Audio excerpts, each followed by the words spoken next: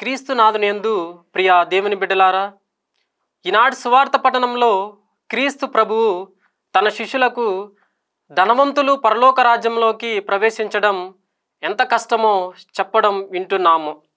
ఇది శిష్యులను ఆశ్చర్యానికి గురి చేయడమే కాక ఎవరు రక్షణ పొందగలరు అనే ప్రశ్నకు దారితీసింది.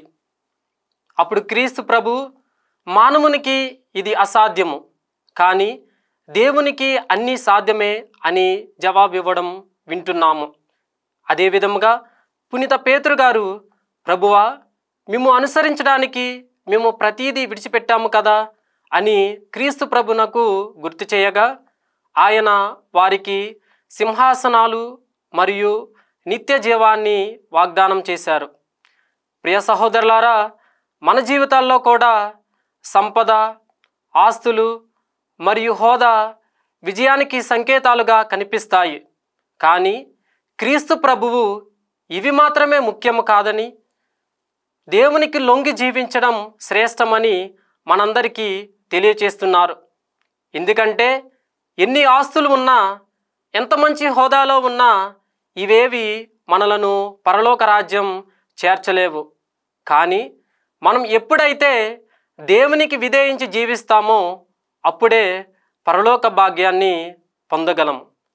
అదేవిధముగా ఇక్కడ క్రీస్తు ప్రభువు సంపదను ఖండించడం లేదు, కానీ సంపద ఎంత సులభంగా మనకు అడ్డంకిగా మారుతుందో, అవి మన హృదయాలను శాశ్వతమైన దానికంటే తాత్కాలికమైన దానితో ఎలా ముడిపెడతాయో ఆయన బయట పెట్టారు. కాబట్టి దేవుని రాజ్యం మానవ యోగ్యతపై కాక కృపపై పనిచేస్తుంది. చివరిగా క్రీస్తు ప్రభువు ఈ భాగాన్ని ఒక వైరుధ్యంతో ముగించారు.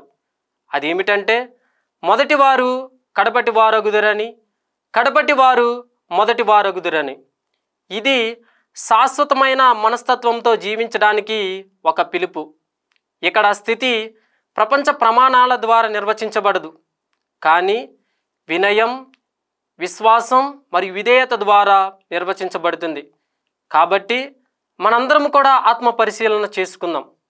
క్రీస్తు ప్రభువుపై మన నమ్మకాన్ని అడ్డుకునేలా మనం దేనిని అంటిపెట్టుకొని ఉన్నాము? మరియు క్రీస్తు ప్రభువును అనుసరించడంలో మనం చేసే త్యాగాలను ఆయన గుర్తిస్తాడని మరియు వాటిని విలువైనవిగా పరిగణిస్తాడని నమ్ముచున్నామా అని ఆత్మ పరిశీలన చేసుకుంటూ దేవుని కృపకై ప్రార్థించుకుందాం. దేవుడు మనలను దీవించునుగాక. ఆమేన్.